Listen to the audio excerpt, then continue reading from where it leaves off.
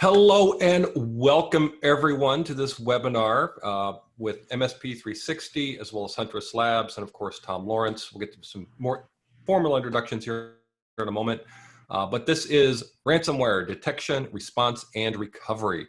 So we're going to try to hit on all of those topics today as we go through. Now, as we're going along, this is going to be somewhat free form, so we definitely want your questions as we go through, so feel free to use the chat as well as the Q&A, or even just troll us if you feel like it as well. we're all kind of used to that. Oh, there we go. So definitely we want to make this as interactive as possible. My name is Doug Hazelman. I am with MSP 360. Also with us is Tom Lawrence, who you may or may not know his YouTube channel with Lawrence Technology Services. He puts out a ton of great content. He's an MSP himself, and he shares a lot of his knowledge with other MSPs. And of course, the man of the hour, Kyle Hasloven. He's the CEO of Huntress. So, if you've ever been on Reddit or any of the boards when a new attack comes out, Kyle is almost always in there, helping to determine what's going on, how to fix it, all those types of things. Extremely great resource. So guys, let's go ahead and take it away. So I appreciate, Doug, obviously the introduction. You think about all the craziness that's going on, right? State of the channel is something I want to make sure we absolutely cover. Where to next? And I think all of us kind of planning over the last couple of weeks, we've been talking a whole lot about where is this going to go? What resources can we provide? How do we kind of one up the game while we're all kind of sheltering in place? I know you've got your amazing virtual background. I had to add my pew pew map here to add credibility. And Tom, your studio always looks good, sadly. So yeah, I like the animation. I love that. And ironically, our first questions are, do we have green screens? I'm a slacker. I don't. I'm just using a really rough, dodgy webcam filter, so you'll notice some of these things come into view and some don't. So I do have a green screen, so not to show you up, Kyle, but it's okay. I'll take it. I'll take it all day. But I just have a green light. Yeah, but it is a good idea. So if you are sheltering in place and you're doing Zoom meetings with customers, Zoom has virtual background, and you just enable it, and there you go. And it works better with a green screen, but it also works just fine without one, as Kyle is showing us. So, yeah, I mean, that's the biggest takeaway we saw out of ransomware. When ransomware drives you into your home, when in doubt, use the Zoom green screen. You can just leave the clothes on the floor and the dishes stacked in the background. Just use the screen. Yeah. So, Tom, you and I were BSing, right? And this whole, the combination between, obviously we've got some economic recession stuff going on. We've got some health stuff going on. It's caused all kinds of changes. And we know 2019 alone was a big change for MSPs and the way that ransomware was targeting MSPs as a channel. We could maybe paint that scenario a little bit if anybody needs some quick catching up. But what you and I, probably the most useful discussion over the last couple of weeks has been just watching how some of this, has played out for both remote workforce, right? What is detection? What is response? What does recovery look like as more and more folks, have the work from home type mentality? The other piece, though, is just some of these age-old preparedness stuff that we could get ourselves ready for before things, blow up. And I was curious, did you have anywhere you wanted to start? I think some, like you said, detection and response, in probably super relevant to March 2020, not to date any of this, but is right now we have to make sure we're watching the endpoints, because a lot of people, staying in place, that means you're going to be working from home. And this is a common question, and the answer is always the same. No, don't use your kid's gaming computer to remote into work. Don't share computers, set people up with separate ones, because what they're not realizing is in the rush to do this, some people are bending the rules a little to get work done. And I don't think you want to ever, like you said, the hackers only get buried once in a while. And that once in a while right now is an opportunistic time for them to go, hey, yeah, I've been watching this kid play Minecraft for months, but all of a sudden the corporate VPN just turned on. Yeah. And so some of that, right, we've seen the ransomware prepare, not necessarily for remote from home, but the idea of when we're in the mid-market or SMB market, we're more remote than just about anybody, right? We're more dispersed. We work from more coffee shops, and some of the hilarious chat going on. If you are chatting, make sure you change it to all panelists and attendees so everybody can participate. But the amount of like DMs that we've got already of, I'm not the only one with dishes and clothes and random kids running in the background. You're not, right? We're all kind of pivoted this way. But I think right away that some of this ransomware is kind of prepared for this. Even if you're remote, how do I leverage your credentials? So we're seeing a lot more of spreading, right? Abuse of these credentials for lateral movement. I gathered a whole bunch of news segments just to kind of catch everybody up if we want to go down that route. And obviously the response and recovery is something that I'm super passionate about as well. I'm curious, did you, Doug or Tom, did either of you happen to see some of the, the public outcry for, we have some of these health epidemic going on right now, pandemic, whatever scary doom and gloom word we're going to use. But the reality is hospitals, are a little bit under, under the gun, under the radar a little bit. And I wanted to share one of these in case we hadn't seen. This was one that had come up on Twitter, and I'll zoom up a little bit. But Miko, I believe his last name is pronounced Hipponen. He's a researcher, been around for a very long time, super influential, and noticed that his public message to the ransomware games was pretty out there, right? He's straight up saying, hey, look, he's very influential with Interpol in Europe, and has managed to say, look, you need to stay away from these medical organizations during this pandemic, or we're going to use our resources to hunt you down. So I love the community aspect coming behind this. And that's interesting. We're more or less, shots out saying, look, we need to see more of this. And what followed up shortly, Tom, I think you were the one who shared this with me first. Yeah, and Bleeping Computer. You want to touch this real quick of what Bleeping Computer covered? Yeah, they actually, some of the, and if you're, to step back a little bit, if you're not familiar with the way ransomware is sold, it's like any other tool now, it's ransomware as a service. So they've actually talked to the producers of the ransomware, and yes, they have a customer support line for those of you that aren't familiar with this backend. I think you did that in one of your TradeCraft videos. You talked about just how sophisticated it is. It's just like reselling any of the MSP tooling we use. So they've actually reached out, and some of them kind of agreed on, like I said, I'm cautiously skeptical, I think is what I tweeted yesterday, but kind of a temporary ceasefire on it. And they think they know because of people pointing it out here, where there's going to be a lot of resources thrown at you more than usual if you keep attacking them. So they're kind of, some of them have somewhat agreed, like, okay, we'll not target them, and we'll not target the air, which the good news for them, and I don't think it really hurts their business opportunities that much. There's plenty of other low-hanging fruit on there, which is why we're doing this webinar. So I don't think it's going to put them out of business, but they're just going to at least hopefully stay away from the medical places, because they're already, like you said, really overtaxed right now with the current situation. Yeah, so it was interesting on that end to see kind of the, all powers unite, all the community unite. And I always tend to be the glass half full type of guy. I think all three of us, as we talked about this, was more about how do we enable partners? How do we educate them, make sure they're keeping up with what's going on there?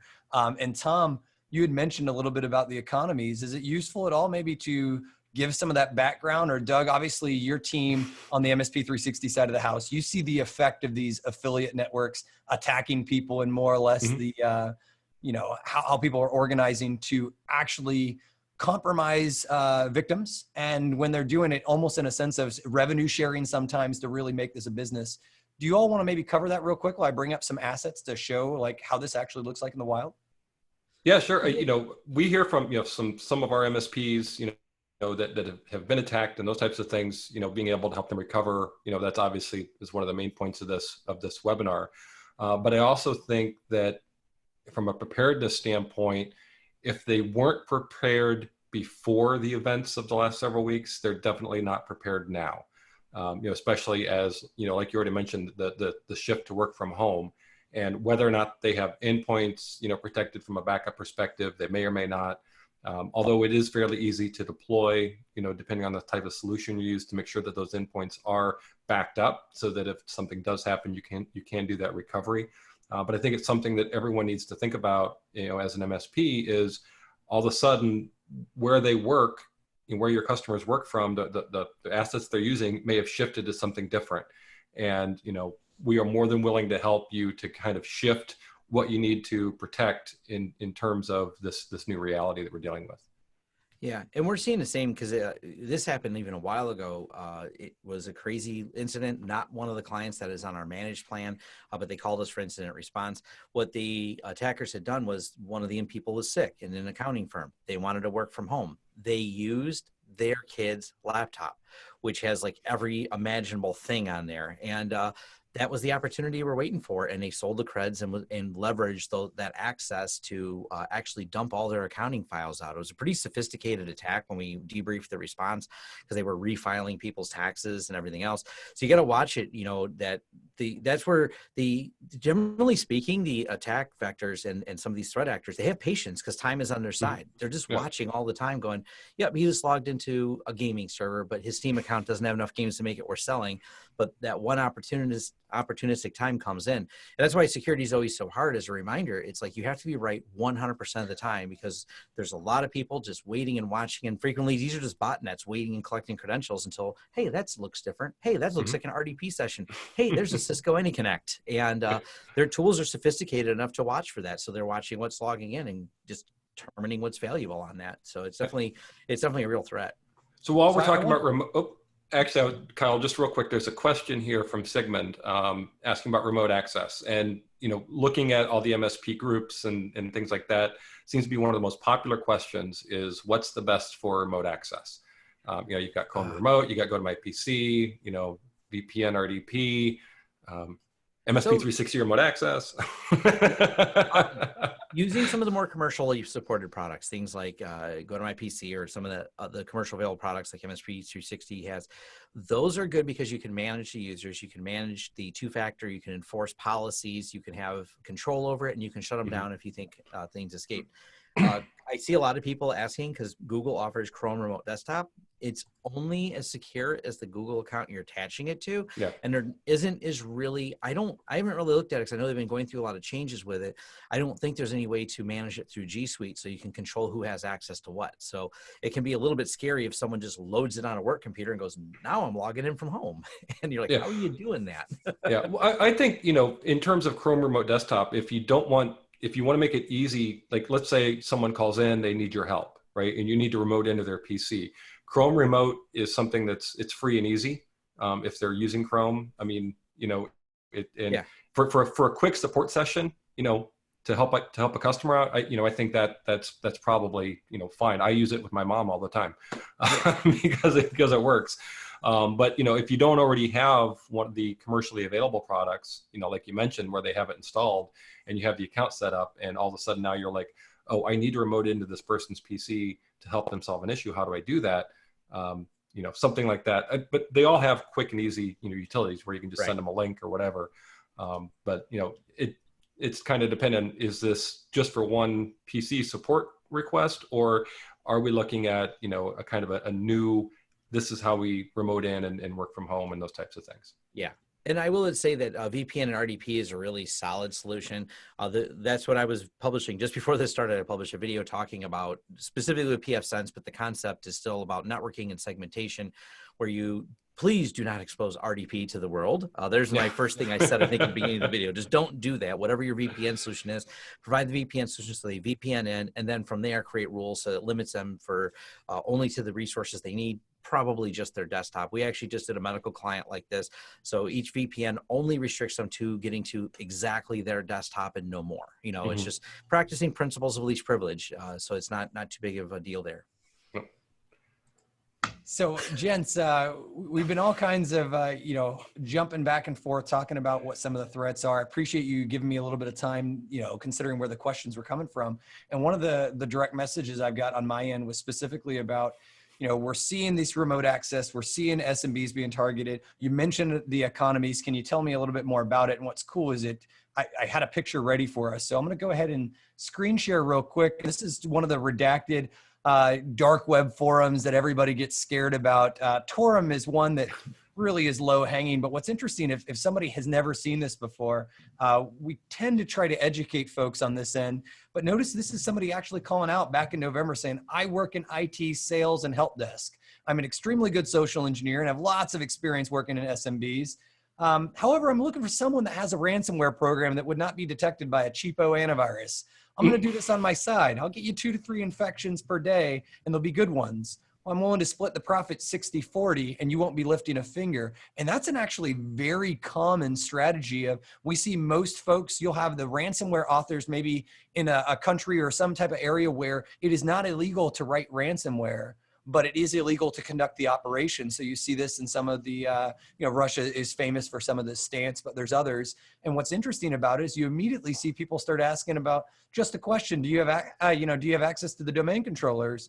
Yeah, that's my day job. I have full access to those. I'm going to need at least 3 Bitcoin if you want me to compromise the systems of where I work. So you can imagine this is taken on kind of a new shape here, where more and more people are starting to ask themselves of, what do I need to defend myself against? Mm-hmm. And what I wanted to share is that type of, same type of service economy that we mentioned of, like, this was ransomware as a service. I'll bring up another screenshot here that's covers, a little bit old at this point. You see this is their September 27th update of 2019. But notice here they say, look, a lot of people want you to share a 60-40 split, or, if you do a whole lot, like the people behind Soda Nikibi, their affiliate network works in. After you do 3 big incidents, they'll bump you up and give you a 10% spiff. Now you only have to share 30% of your revenue. And as the person compromising, you get 70%. But this has driven a cat and mouse game where now there's new things, like this one here is called InPivx. And InPivx said, look, we're willing to offer your completely undetectable ransomware framework and panel. You pay us per month, and it's a SaaS model, no revenue sharing. So whatever you can extort, you're going to get out of them. And that is not the only one. I mean, there's actually dozens here. Mega Cortex is another one that I'll zoom just a bit here so we can take a peek at this. But just send, 100 Bitcoin to this address, and we'll send you your ransomware as a service framework, how to buy. Completely, this word FUD means not fear and uncertainty, doubt, but that's a hacker term for fully undetectable. But ransomware and decryptor. And notice this one only comes at a low rate of a 10% commission from $1,000 ransomware demand. So all kinds of different go-to-market, just like we compete here in the MSP space, right, of different ways, whether it's break fix, whether it's a hybrid, all you can eat, they're having that same type of competition there. So I just wanted to share that real quick. Yeah, and I think what people don't realize, kind of like you said, about how it's more or less legal or not illegal, I should say, in those other countries, it's created a different culture over there as well. So when you interact with some of those subgroups of people, think about how their economy is compared to the U.S. economy, where they're not really bringing in as much money. But now the local authorities are like, hold on, these guys are now the high rollers. They're the guys driving a Mercedes now, making money. They're dropping money in the economy, and it's a one-way street from those USA people. Who's hurt on their economy. They have no interest in stopping it, because I think the most common thing I get if we deal with clients who've been hacked is like, well, why can't someone just go over there and stop it? I'm like, you got to realize it's dropping money in their economy like a one-way street. They're not even shipping a product out. It's not even it's not like a normal economic exchange. So it's only getting better. Plus, if you were to hack something here in America, you can't run around bragging about, hey, guess who I hacked? It's like high fives all the way around. I look at this company, I just extorted them for that. And they're like, dude, I can top that. Like it's so much different when you've dealt with some of the subgroups. You're like, they're proud of it. We can't be there here. So that's all, like, all these are contributing factors for this not really going away anytime soon. There's no easy solution. Yeah. And Bill here has a question, hard question to answer, but can you speak to a little bit about how you can help defend clients against those types of insider threats looking into ransomware as a service? So, if you are an MSP, and, how do you defend against an employee that, decides to go rogue and hop on the dark web and start advertising that, he can do this? Or is it possible? Yeah, I know. I think it's actually great. We've on our end, I think there is no one silver bullet. Tom, you and I, just about anything, I think that's pretty much our answer. There's never a silver bullet, or someone would have already done it. But when it comes down to it, I tend to see access management and privileges are sometimes really well pitched to the end clients, but sometimes we don't necessarily, eat our own dog food or drink our own Kool-Aid, whatever silly analogy you want to use. So we had a case recently where we had a partner of ours that we do detection and response for, and they came back and said, Kyle, some of our users clearly must have malware on their machine, because they called us and they said they see their mouse moving And so right away, it's easy to assume this must be malware. There's some type of persistence. Somebody's on the computer, shut it down immediately. But what we ended up discovering was this was an employee that had come on board. He was an intern.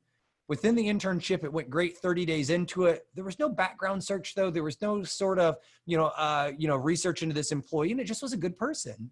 But it turned out 30 days later, this person had an actual history. The previous job, they were using the remote admin tools to actually gain information about the other companies and extort them. And what had happened was, even though there was two-factor on the RMM, this was an employee that had access. And the saving grace was the MSP had gone through, in this case, right, it might have been one of the ConnectWise flavors or something like that, but they enabled the audit logging. And so what it actually, the combination of, yes, this was some odd behavior, and the other side of it is where they had a fantastic audit log. This employee outside of their business hours were remoting into computers. That was what allowed them to be able to catch this very quick of, this was some type of monitoring. So that was no bulletproof situation, but the great vigilance of a customer saying, I see my mouse moving. On our end, us saying, look, there's no malware, that we've audited this host. It's looking good. And then the follow-up was just great system administration, great audit logging to be able to find some of those. And thankfully, before any data was actually taken, right, it's obviously creepy and they had to go warn their other customers. They were able to prove with their RMM's audit logs that this person had not pushed any files, had not captured any files, and had just been poking around through many of their partners before it escalated. So that would be my take on it, would be make sure that you're trusting but verifying. Obviously least privilege. And we're going to talk a lot more about segmentation here in a little bit. And maybe it's, we've seen some of the larger MSPs, they actually segment which customer or which technician can respond to which customer. It's not perfect and that can hinder, productivity, but I wanted to share that. Yeah. And it's some of the same thing. Audit logging is huge. We turn it on because I want to know not only if any of my staff are going somewhere unusual that they didn't, so there's like a mismatch. This is also can be an indicator of compromise if one of your staff is lost their credentials, because you're like, hold on a minute, so-and-so's logging in at 11 o'clock at night. One, they're not usually working, and you can start tracing it down. And we've had our own little things where I've realized one of my staff was fixing something they were supposed to be doing, but it raised a red alert. I'm like, all of a sudden there was logins. And when you hire anyone new, background checks, proper vetting, have a few people talk to them, you check their background thoroughly, like yourself. You can call previous employer or whatever, there's just make sure you go through and really keep an eye on them. And then don't give them, especially in their earlier days, you slowly ramp up privileges as they needed. Don't just give them the keys to the kingdom. And my favorite Reddit post was the new intern that was able to delete a production database because they gave him, on day one, they gave him full access, and they were supposed to go into the other database, and it was a great Reddit post that made the top of Reddit for like a week of all this. Because the person thought he was in trouble, and they're like, you're an intern. You've been there like a week, and they gave you full access. He goes, yeah, I copy and pasted the instruction. I deleted the whole thing. And it's like, well, you're not actually the one. It happens a lot. These companies give you too much power. Really think about that before you hand anyone new. Even when we bring people in, they usually start as interns. They're here for a while before they're given anything more than just simple read-only access. And then we monitor them for a while. Just got to keep an eye on things, Right. So we have another, just before we go on to the next point, someone's asking about VPN. So if I'm using VPN, is the ransomware getting in? And he says, sorry if this is a one-on-one type question, but does VPN, we think, oh, it's protecting us from all this stuff, but it's really not. So no, right? It depends on what VPNs, what problem we're trying to solve. If we're talking about eavesdropping on communications and, you're on somebody's wireless access point in a shady like cyber cafe somewhere, you're getting protection. That's a big benefit. Yeah. One of the things of VPN, it allows you to take your central office and have a lot of the convenience remotely. Some services will even allow you mapping full shares, and it's just like you were there physically in the office. And the downfall of that is all the convenience you get. For instance, if Tom extended me remote access and I now have access to shares internally, be able to upload stuff that we're using, that's really good for my convenience and productivity. And from a work from home environment, that is exactly what you want, is maximizing productivity against adversity. But you could imagine, if I happen to open ransomware, like RYUK is a very common flavor of ransomware that has an affiliate network, just like we described earlier. And one of its job is to be able to map all the shared drives that me as a user have access to, read and write access, and be able to encrypt those files remotely. So if you think about it, the ransomware only runs on Kyle's laptop at home, but it might have mapped, because I have access to Tom's shares for convenience, it mapped those shares. And even though the ransomware never runs on Tom's file server, it's just using my access to encrypt because I have write access. So that is one example of how a VPN could open you up, right? It's both protecting you, but it's also providing new attack surface. So it's like a double-edged sword, and security is mostly all this stuff. But what I would encourage anybody that's attending, these are opportunities for you to educate, opportunities to provide both convenience, but make sure they're understanding with convenience comes more risk. Yeah. And, obviously it is part of what we had, said before this. We're talking about kind of detection and stopping, but, one of your best defenses also is a good backup. And, I'm not saying, you have to use us, but in terms of backup, if you're not backing up all that critical data, and you do get hit with ransomware, then, you have a choice to make, go out of business or pay the ransom, which it may end up being both. Yeah. But if you've got a backup and you've secured it and you're set up in the right way, then there's a good chance you might just be able to recover from that backup and not have to pay the ransom and move on, and then figure out how they got in the first place. So I don't want to minimize the whole detection and trying to keep them out in the first place, but I think we mentioned this last week. There is no foolproof method. Right. They're going to get in somehow, and so you definitely I don't want to the importance of backup is so high. Again, whoever you use, as long as the data is backed up, it's protected. You've got a couple copies off-site, all those types of things. Yeah. So I would. Sorry, Tom. Go ahead.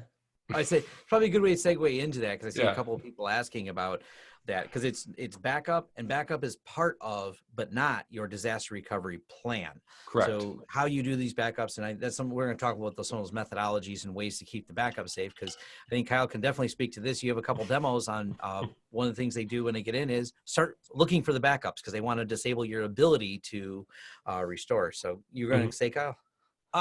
You a perfect segue in there. We always talk about this of like, where does the role that backups play? And I'm always one that I prefer not to sit on a fence, even if it's a little controversial, so be it. So I wanted to share, a good example of this, of what this looks like, but where does also, prevention and detection fall short? And keep in mind, I'm in the business of detection, right? But I think it's super important for all of us to be able to see instead of just hear.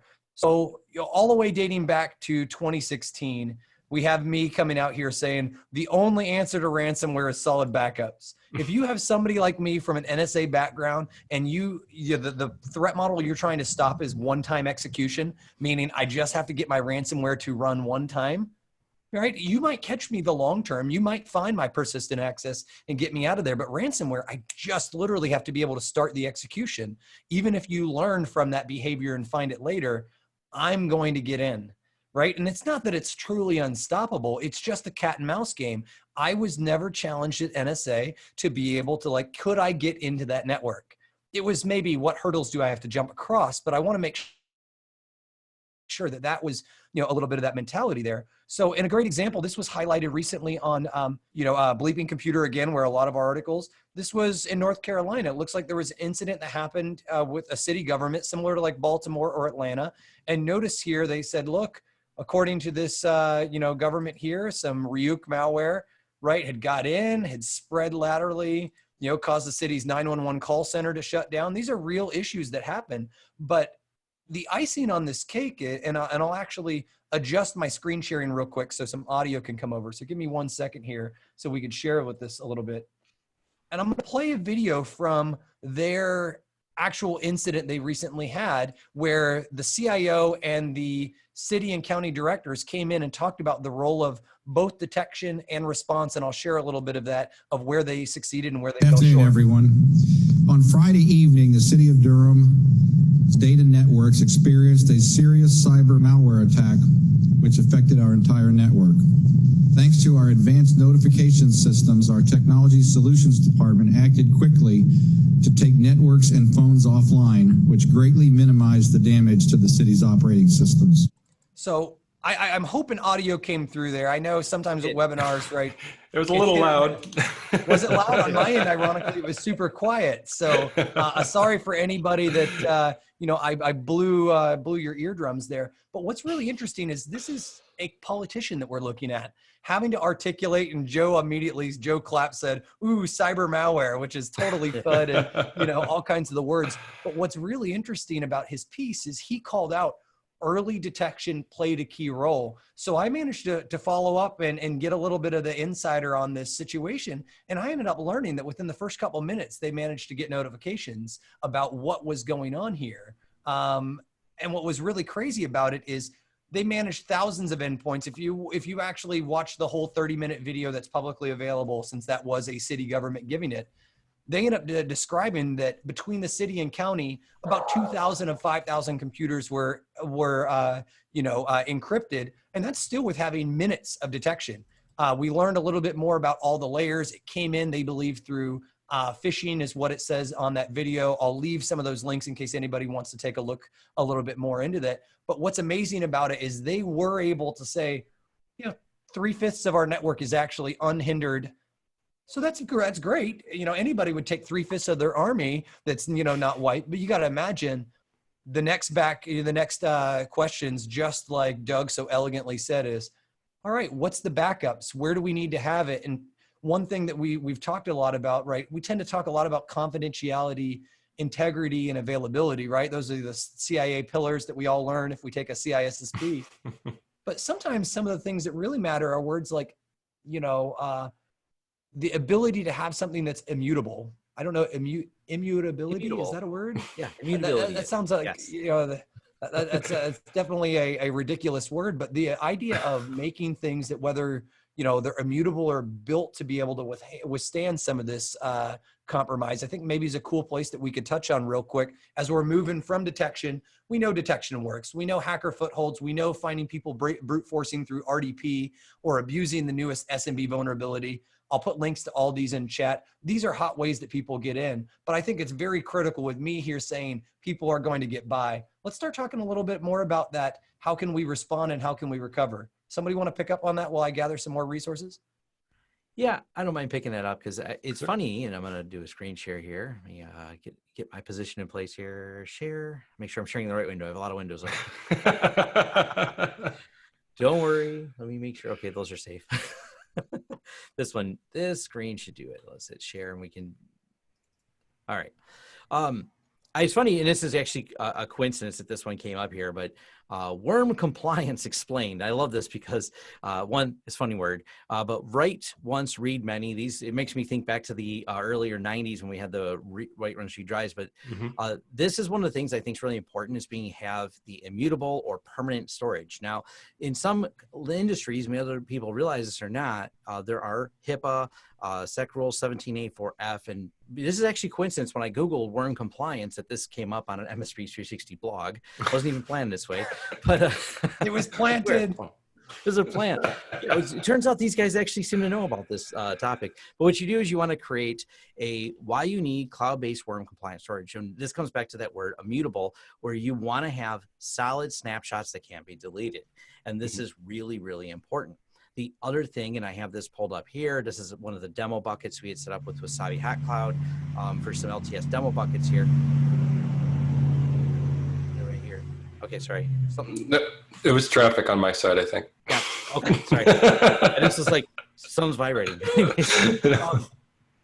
This is some demo buckets we set up. And one of the things that I can't show is we have a few other clients in here that I can't show, but one of the things we do is each client gets their own bucket. So one, there's ways you can create snapshots of the buckets. You can create permanence. So these buckets will stay for X amount of days. So no matter what, even if someone were to get the keys, they can't purge out because there's a lock that 30 days rollback. Now that does go back a little bit to what Kyle said, where sometimes the threat actors will wait inside of a network because they know they were able to stop the backups, but that's a long wait time, a dwell time of 30 days. They got to hang tight for 30 days and hopefully no one noticed that all the backups are slowly disappearing back there. But this is where you can have some of these configurations and set this up for storage. The other thing I'm going to mention is really, really, it's it's so important to keep all of your clients in individual buckets. That way you can create permissions based on that. Because what happens is if they get a hold of the tools that are doing the backup and they go, hey, look, great, I got the API key with the bucket in here. Then they can pivot in there and go, well, now there's two things they have. One, access to everything else that was stored in those buckets, potentially. I know you should be encrypting it before you send up, but if you're sharing all the bucket keys, you might be also the same people not encrypting before sending up there. So now there's the opportunity to exfiltrate information, pulling it out of the buckets. Also delete backups for other clients that have all their backups stored into one place. So just a few of the best practices things I wanted to mention were this here, because like I said, they're pretty serious. And it's just a little bit of prevention to make that go away. Actually, which screen did it share? So Tom, we've got a handful of, excuse me, solid questions. Bill actually said, hey, I've seen ransomware intelligent enough to trace the backup recovery data and delete it, both on-prem and remote. I've got some videos and got some examples that we could walk through this. And I would love to hear in your perspective of, you and I both talk about this a lot. We see this a lot in real life. I'd love to hear a little bit more about that, both the immutability. That's immutability. I'm going to get it. Yes. I'm just a computer guy. I don't do this stuff. So I'll start with the share, which is interesting. This is actually a copy that we, had looked into Ryuk, right? That was the same ransomware that I mentioned from several of these incidents. And you see they do have built-in features for not only blowing away like the volume shadow copies locally, but actually walking the file system, doing recursive delete of like virtual hard disks. And for instance, you have the Windows backup files, right? So there's all kinds of these different crazy extensions. In addition to it, you see like Sodinikibi goes through and looks for backups and services and all kinds of SQL databases. There's a lot of stuff in there. And we actually pulled apart all the different samples we'd seen and analyzed some of the samples here. And, this is one of those things that it could easily be O360, or not O365. It could be MSP 360. It could be any backup vendor. So definitely not a jab at anyone on there, the same way that they could try to delete and blow away the Huntress files. So me giving that heads up, this just happened to be the real data that we saw. And I wanted to share a little bit further with a video of how this is actually changing. So for instance, this is a video of Ragnar Locker. If we take a look here, we've created several dummy services for some of our legitimate RMM tools here. And after running this Ragnar Locker ransomware, notice right away, it starts killing off these services. So it's not just backups, it's even our RMM tools and a lot things that allow us to be able to recover. So, and we see the files eventually start dropping here.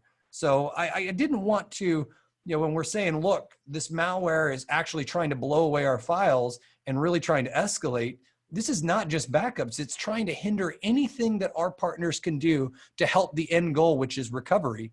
And where I want to go with this is, it's always the cat and mouse. We've had a couple questions that people asked, like, how can we stop the ransomware? And so I'll leave with maybe my last video here, which is there's a flavor of ransomware called BitPaymer. And I'll stop the video before it starts playing here. But what's interesting about BitPaymer, researchers like Huntress and other public folks have actually reverse engineered some of this ransomware. And sometimes there's things like a kill switch. And we'll watch this video and we'll see how a kill switch works to be able to prevent certain families of ransomware working. And then we'll bring this into our discussion of how this works for both, prevention, detection, recovery, and response. So let's watch BitPaymer here. It's got code that'll check for a kill switch. So if this file exists, it will actually skip. It'll stop executing right away. So, right, I just echo some contents into this to be able to create the kill switch file. Kill switch exists. So I'm going to run our ransomware BitPaymer with admin privileges. So kind of worst case scenario. And notice here, the BitPaymer application, it's called BitPaymer, but immediately executes or, terminates, right? It doesn't run. However, when we delete the kill switch, we'll run the same ransomware. And this time you'll notice right away the BitPaymer executable in the upper left-hand corner is self-deleted. And immediately that application is pivoted and it's running now in memory. And it goes, this is an accelerated view of it, but over a 5-minute period, it encrypted all the files. So some type of folks look at this as like, oh, wow, I didn't even know ransomware sometimes has a kill switch. And they create these sometimes for testing. You could imagine when you're doing your own research and development as a malware author, you don't want to accidentally encrypt your environment. So they'll include stuff like these kill switches from time to time as a debug feature. But where I want to go with this is, yes, sometimes our prevention products and detection products can use some of these cool tricks to be able to prevent the creation of ransomware or immunize some certain hosts. This is definitely not an end-all be-all solution. So I'm going to turn this screen share back off here and see what we have. Immutable to immutability. Thanks there for schooling me on my terrible talking. But what do we think, folks? So in this world of immutability, is there things that we should be doing outside of just making sure our backups don't get deleted? Do you know, there's another thing I'm going to bring up, because I seen, like Sophos in there, and a lot of the antivirus companies, they're trying to also use the volume shadow copies to be able to do like this quick rollback feature and things like that. But watch out, because we ran into someone that was having some problems. They lost some of their backups because of it, because backup systems also use volume shadow copy to get things. And it turns out there's a random assortment of conflicts, and it's a constant. So if you are using both of these things, like you're backing up full system image, using whatever tool to back it up, and this goes across like tons of tools we've seen, we've done some troubleshooting with this, and different antivirus companies are jumping into the VSS. Keep an eye out for that, because you could have backups. This is why any untested backup is just wishful thinking. So double check your backups, read the details of those error logs to see what might have got missed, if anything got missed. It'll back up files fine, but you'll find system state problems if you have that VSS issue where we're both in conflict. If you do any type of searching or spend times in Reddit or MSP, you'll see people that have talked about this particular issue. Yeah, someone says actually testing the backup is key. That's yes, absolutely. Yeah. And just real quick, I know there's a couple other questions here. There's some in the chat. Those had gone by really fast, but some people have utilized the Q&A here. So I just want to kind of maybe see if we can cover some of these. So in VDI environments, is per desktop antivirus application such as, whatever, still the best way to protect from ransomware? I see companies like Sophos still offer AV appliances. So specifically in a VDI environment, do you still need client-based AV? I'd still say yes for now. Mm-hmm. Client-based AV is still, it's better than nothing. Unfortunately, I wish there was an answer that was more, and everyone's looking for the definitive answers because we want to sell our clients confidence, but we know the reality is they do seem to stop things, but I don't think there's any one of them, and it's a cat and mouse game. One stops this next week, the next one stops, and we don't need to call out vendors, but we do know there's always flaws in them that can be exploited. And recently, some of the flaws were the AV itself was the pivot point. That's happened in 2 recent incidents. You can research on that. So yes, I would say use it. You do need some type of AV system. There's not a one-to-all solution, so it's better than nothing. I wish I could give a definitive answer, but I work in this industry, so I have to be very realistic about it and honest. Yeah, I lived in this environment.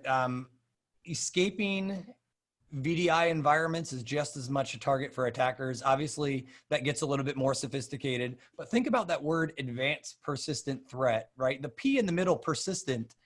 Even in a VDI environment where the hard disk or the OS might not be persistent, you have files that are, whether it's the shares, the profiles that roam, etc., that are persistent. People like me will live in those. So I'm a big fan of VDI. I do think it helps reduce your, your actual attack surface.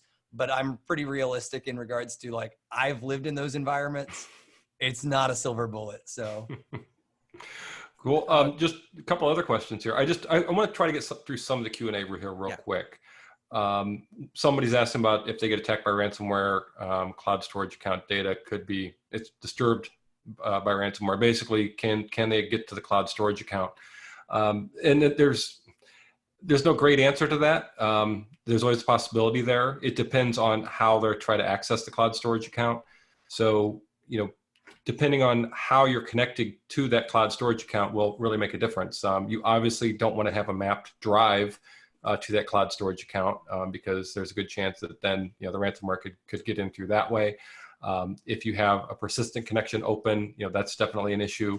But there are going to be programs that will open a connection to that cloud storage account. I don't know I'm not a ransomware expert. I don't know, are they smart enough to look for these and then kind of impersonate as the backup or something else to go into cloud storage and start encrypting?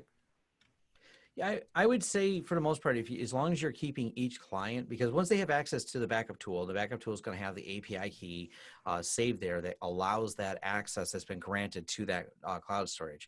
The goal at that point is to minimize the damage by only having that API key narrowed down to only that client. So as an MSP, you're managing multiple clients. If something happens at that client, the upstream stop is there. The other side is things like Wasabi, Azure, AWS, pretty much all your major storage vendors do have that option to, so the API key doesn't have control over this, to hold the files for 30 days. Like, or I think you can predefine it for longer, but 30 seems like enough that you should notice something terrible has happened. I hope. So those are ways you can mitigate against it, because yeah, there is, I don't know if Kyle's seen any ransomware that specifically pulls out and tries to execute off the API key, but it wouldn't be hard for them to do it. So I would definitely, because if they have access to the system, they have access to those things. I would predict that they would do it. Yeah. And Tom, this one, it's a question. I don't think we have time for it today, but maybe a good YouTube video if you haven't already done one. But someone would like to have you go more in depth on your B2 setup. So okay. Obviously we're not going to get to it today, but hey, more content for you. More content. Nice. And someone said air gap backups. I love air gapped backups. They just aren't always practical. I mean, when you start dealing with volumes and volumes of storage, it's a great idea. I love the concept, but it's not. It's more challenging as you scale. It's a hard challenge to scale that. And especially as an MSP, if you have multiple customers and you're trying to like rotate things out, do you trust the office receptionist to do that on a daily basis? Yeah, I do think segmentation though is a very mature conversation that for a lot more folks to start having. For instance, I've noticed a trend over the last probably 10 years that more and more of the network architect and network engineer job titles have started to go away, and we start seeing more system admin, network admin. But I would encourage more of that. Let's bring architecture and engineering back. One of the most thoughtful conversations that Tom and I have had was actually in regards to segmentation, where he described, for instance, not having that Active Directory authentication. Like the single sign-on is fantastic, but when you disconnect those management planes. For instance, you have your offsite backups that are authenticated through a different mechanism, and you have those passwords, virtually air gapped at that point, or virtually segmented. It goes a long way with the way that you craft the architecture. And I heard this morning in a podcast that it was a great, albeit brutal analogy about pets and food. And it reminded me a whole lot, I've got 3 kids, right? Mine are now almost teenagers, but I'll start the analogy with the silly screen share. So let's take a look at this, right? This is from The Croods, and it says, that's not my food, it's a pet, right? And these are cave people, right? Cavies, as they joke in the movie. And they're saying, what's a pet? And it says, oh, it's an animal you don't eat. And, the grandma jokes, we call those children. But what's funny think about this idea here. That's an interesting segmentation, right? Our pets versus food. Usually the difference between those is I want, my pets, and I want to protect my pets, and I want to take care of those pets, as opposed to food, whether it's morbid or okay, I'm not even going to go down that path, right? It's something that we care less about, right? We're okay with consuming. And I started thinking, what's my slightly more humane example of this? And my slightly more humane example was, think about our cells, right? Our skin cells are these expendable things that we're okay with losing. Maybe what I would encourage is, if you're a network engineer or a network architect and you're pitching these to your customers, maybe the way that you're articulating your, way that you're justifying the segmentation is, look, you're okay with losing skin cells. We brush against things, we get cut all day. It's not a crazy thing. However, if you were to ask any of your partners or any of your clients, what do you think about losing brain cells? They'd probably prefer to keep those, right? They said we tend to get more upset when we lose brain cells than skin cells. So that segmentation, I think, is a super important, whether it's physical air gapping or just the logical way that you structure a network, it goes very far to reducing your risk. And so maybe that strategy is you have a very aggressive cloud-based backup for all your critical systems itself with full immutability, and you got to pay a little bit more. If you really are in a budget crunched environment, maybe you have those snapshots that are more at the file level instead of the whole system image that you can instantly restore. I don't hear enough conversation on that. And I would really encourage, whether it's, commenting on this link when it goes here or in the chat, I'd love to hear more about that. Yeah. And oh, go ahead, Tom. Oh, and Kyle touched on the beginning there, and I think you did too. Whatever you have for local backups, because obviously, we usually send it somewhere local, and we want to send it offsite to the cloud. We need local so we can restore fast. But whatever that local system is, shouldn't be just a USB drive, no matter how big it is, plugged in to the computer. Second, if it is a NAS system, I know a lot of people love, hey, we'll just authenticate against AD, but then you're not protecting against if someone gets in there and compromises the AD credentials. The first thing to go, hey, look what I found. This is where I store everything. So our policy is always to take these NAS boxes. They have they're independent standalone boxes, which obviously creates its inconvenience because we create a separate username and password for them to manage them. But that's that segmentation. So as much as we'll tell our clients, hey, segment your network, put your cameras over here, your phones here, your guest network over here, we have to do the same thing when we're building out their infrastructure, especially that little backup protection, because you don't want someone just pivoting and logging right into it and then purging it. Exactly. So we had 2 questions. Oh, sorry, gents. No, go ahead. Some of the questions we had, and I'm going to link them together just because I see like our time is running low, but these are great questions. One, Rick mentions, I had to stop using the local volume shadow copies because an antivirus company was conflicting with a backup company that was also using volume shadow copies. The other semi-related question was somebody saying, what would you recommend as a backup setup for some fast recovery? The reality is Microsoft built that volume shadow copy locally for us, both to protect and restore, but we see hackers target the really easy, fast recovery because that's what hinders their productivity. That's what hinders their go-to-market. So I agree that volume shadow copies, and as Tom's point he mentioned earlier, there's a lot of awesome products that promise to use those volume shadow copies. I personally can't trust them that they're going to exist. Every form of ransomware that I know of that runs as system or high privileged user, it attacks those right away. So even though they are a fast solution, almost never is that something I can count on. So to Julio Falcone's question, he flat out said, look, what can I use in this world where VSS is maybe not available for me? Yeah. Well, so I think I wanted to point out, I couldn't remember if Kyle, if it was you or Tom that pointed on this, but in terms of image level backups, right? And you can still do image level backups and store them locally, on a protected NAS, like Tom was just talking about. Make sure it's segmented. That will, as long as the ransomware can't find it, then that's a quick recovery, that's stored locally as long as it's an image. And Kyle, I know you mentioned too, in terms of budget, it's not always feasible to send an image to the cloud, but you can still do, most will allow you to do file level backup to the cloud. So back up the important files, but not necessarily the entire image. It's going to take you longer to recover, but at the end of the day, the data is still going to be there. And I think with Windows 10, it's become so much easier to load. It's, restoring computers is not as much the problem as it used to be. It loads the drivers, it loads everything. And for most of the end user stuff, they're not using anything complicated. You load Office 365, you load that, they just need their files back. And we find that to be a pretty adequate, inexpensive, easy to do, just back up the files, because usually that's what they're worried about. And if the computer gets infected, we're like, well, we'll just pop the USB drive in and load it again. So I can get rid of my 3.5-inch floppies that have Ghost on them. I'm using Zip and Jazz drives. So you get rid of the 3.5s, but you need to keep the Jazz drive. So other great, and we're definitely going to run out of time because the questions keep coming in. Some people have asked the question about role and maturity of application whitelisting, where we tend to see it. Obviously, it goes very far to be able to stop like that ransomware from running. It's always one big problem, which is the time it takes to manage that at scale, and not hindering productivity is where I hear it, from over 1,000 MSP partners that tell me, when the ones that have tried it, it's always that story. Tom, do you have a different flavor on that question? Not really. Yeah, it's great. It's great in theory. It's just really hard to scale. So getting somebody to help you scale that or changing the culture is super important.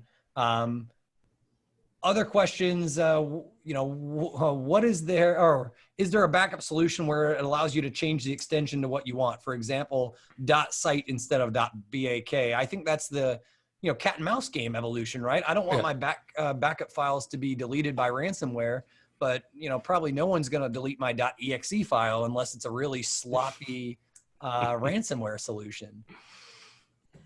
Yeah, I mean, in terms of MSP 360, I don't know if we allow custom extensions. I'd have to look into that, but you know, I'm not saying all of them use .bak. They don't all use .bak for their files. Some do, some don't. But you know, it's and like Bart just said, security by obscurity is not a solution. It's like the Yeah. same people who, I can't believe they hacked me. I had it on a different port. I mean, how'd they find it?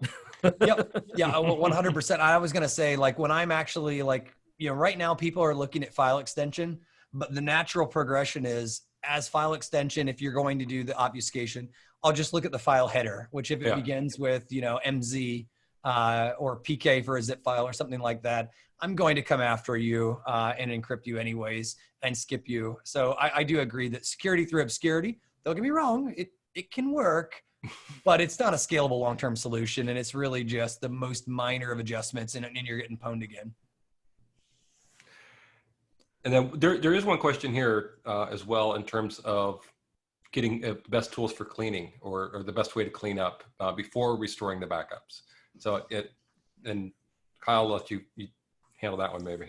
Yeah, I mean, that's definitely in my ballpark. For instance, when I learned more about that City of Durham situation, I was super impressed that they had a strategy right away of these are, I think they said 80 or maybe it was 70. It was some number they said in that webcast. And they said, look, these are the 80 servers that matter most to get services up and running. We already have immutable backups and we're going to have those things up and online. Over the next couple of days, we'll get the workstations, but they had a tried and trusted strategy.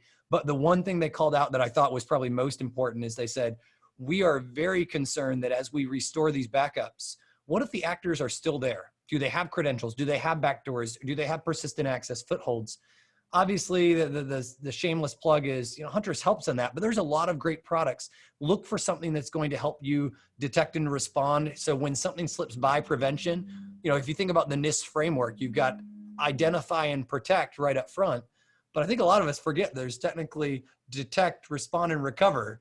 Really start looking at how you can complement those backends, whether you're aligning to NIST 800-171 or CMMC, or you just want to follow good best practices. So my whole thing would be, there's nothing worse, and I can tell you most partners don't start suing in a ransomware incident when they get encrypted the first time. It's when they're down for 2 weeks, then they get restored, then 2 days later they get encrypted again. There's a lot that changes in the liability side of the house, so you've got to keep that in place. That is a check and balance system you need to have in place there. Yeah. And passwords were mentioned there. Once there's been an incident, just start changing the passwords. If you're suspicious of an incident, change the passwords. It's one of the easiest, simplest ways they can do it. Because sometimes they may have just tested the waters with their system, like, hey, we got in. And then once you notice it, just do a mass password change and it may stop them from getting in. It's little things like that. It's one of the low hanging fruits. It's annoying more so than anything else because there's always that help desk that comes with it, but it's pretty low hanging fruit to do. Yeah, and we're almost at the top of the hour, and I'm sure with what's going on, we all have a lot of stuff that we probably have to get to, as some of us are working from home. Kyle, any last thoughts before we go here? Stay healthy. Do what you can to improve the community. And like any good vendor, whether you're an MSP vendor to your own clients or us in the community, now is the time to kind of build each other up, support each other. And the greatest way that we do this is sharing knowledge. So I really appreciate the opportunity, everybody, today to help educate. And that's it for me. Great. Tom? Same here. I'm all about the education. As Kyle says many times, security is a team sport, and we're all on this side of it. So let's stay that way. Anytime there's an opportunity for me to share some intelligence, I gather on some of these things we see in the background. I try to publish videos on it, so I make sure people are aware of how it occurred, how we can prevent it. And the more we work together as a community, I mean, there's plenty of customers out there, and we all need to work together to protect them. You know, we don't want to see any of us fail on this side. I hate to call it just a war, but in some ways, these pew maps do make me think of how this works when I'm behind Kyle there. So a lot of attacks going on. Yeah, definitely. And, Doug here. So, I'm going to go ahead and sign off as well. But, thanks everyone for attending. Stay vigilant, stay safe, make sure you're backing up. And if you have any questions, you know how to reach us. And we'll send out information after this webinar. We appreciate everyone for attending. Thank you. Thanks.